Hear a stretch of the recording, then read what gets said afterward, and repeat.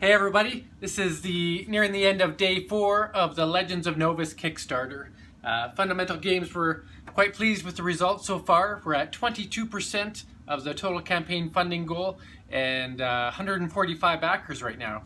So that's a fair amount. Our end game is to have at least 500 backers so we can get that minimum order quantity of 500 games from the manufacturer. So really trying to reach out to different groups and try to make that happen. One of the ways that you can help is reaching out to some of those groups that are a little bit more intangible. So I've got some threads out there that I've tried through Instagram and through Reddit and through Twitter, but it all depends how many followers you have and if you're within the right niche. So if you happen to be in one of those groups with a big D&D following, or you happen to really enjoy World of Warcraft and have a bunch of people you know that are part of that gang, please share this game, because this is all about Dungeons and Dragons, World of Warcraft, Diablo, Final Fantasy, all those wonderful RPG and adventure exploration games just inside one tabletop game box. Although there's a huge elaborate story within Novus, you don't have to explore that story to enjoy the actual game. It's just a one-shot in-box game. You explore the sandbox as you travel through the world and just accomplish your mission for the day. Anyway, today we're going to talk about Location Guide.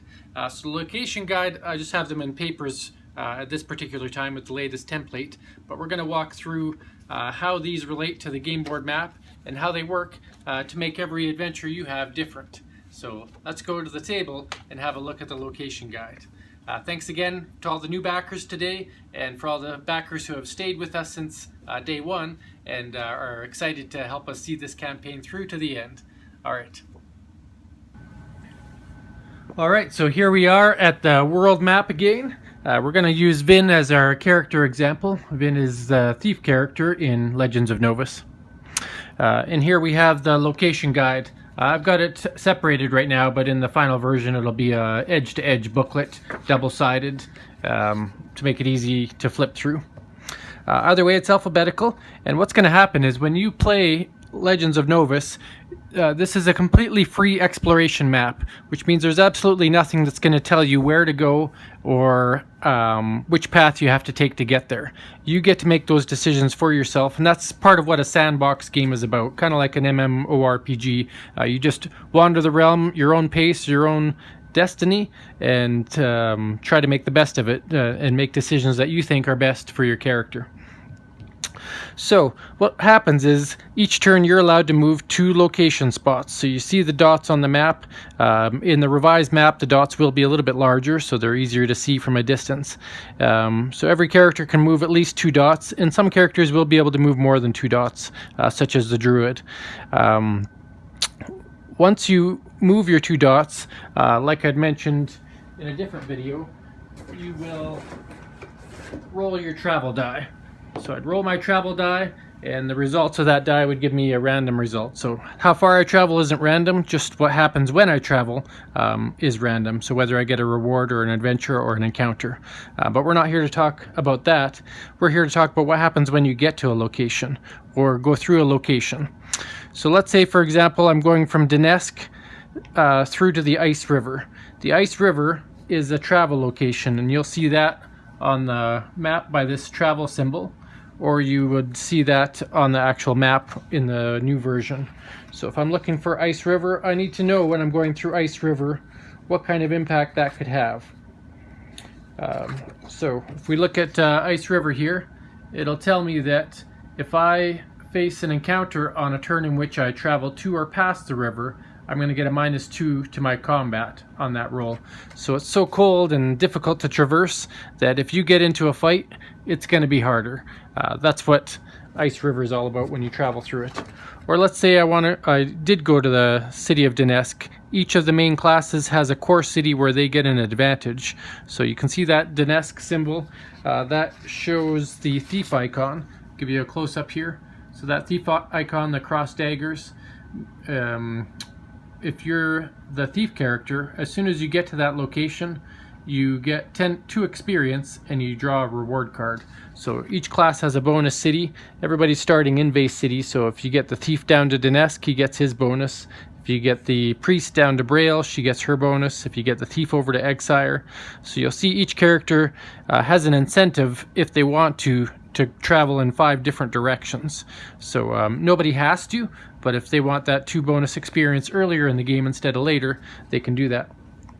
Another thing we can look at is encounter locations. So the Abandoned Wastelands, for example, is an encounter location. So an encounter location has crossed swords, and that means that you are guaranteed to fight an encounter there, but it does replace your exploration phase. And so what would happen is if you would face the first type of creature that location has. So in this case, you flip over cards from the encounter deck until you reveal an undead creature, and you battle that creature. But because you're getting a guaranteed combat, they get a bit of an advantage. They get +2 to their combat. And that same type of encounter location exists in the foothills of Turin for humanoids, in the dark woods of Valand for animals, and we've got a couple of other locations that you'll discover in the game.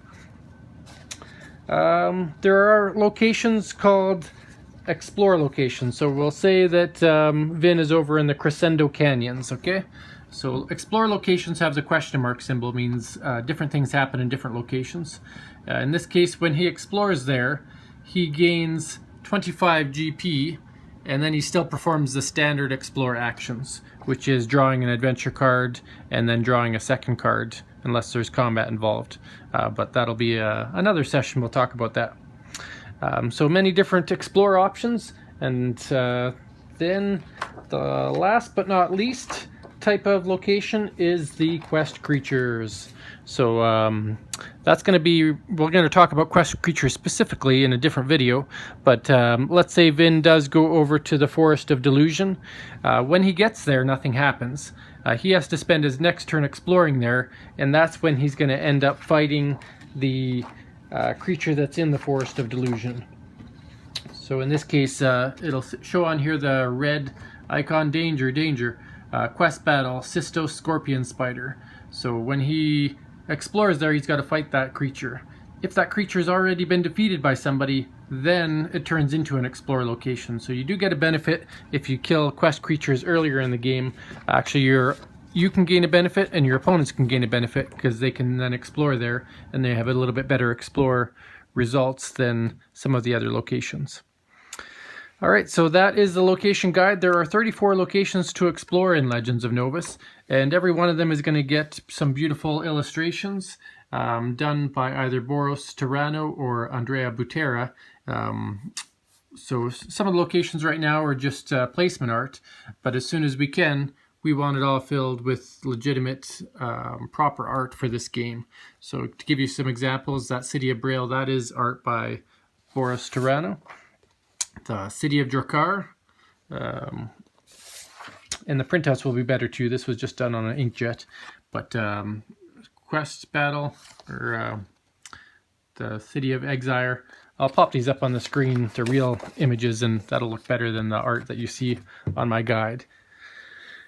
So that is how the location guide is used in tandem with the map and where you are. And again, every game is going to be different. You may choose a different path on a different game depending on how strong you are or what kind of experience you want to have in the game. Some locations will give you gold, some locations will give you more cards, some locations will give you experience. Sometimes you may just want to grind and defeat those creatures that are out there, so you'll go to the places with creatures.